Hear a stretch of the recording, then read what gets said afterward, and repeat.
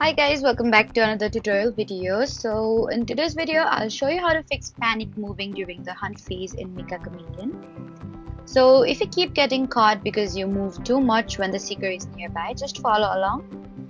First, remember that sudden movement is one of the biggest mistakes hiders make. And when the hunt phase begins, avoid immediately running around or changing positions without a reason. Next, stay calm and observe the seeker's movement. Listen for footsteps, watch the direction, and wait for the right moment before making any moves.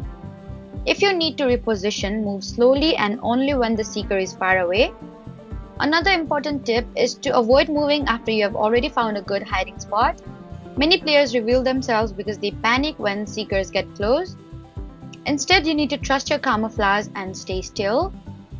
You should also prepare your hiding spot before the hunt phase starts. And if you do need to escape, move between objects and avoid crossing open areas. So that was how to fix panic moving during the hunt phase in Meccha Chameleon. Don't forget to like, comment, and subscribe for more helpful tutorials. Thank you for watching.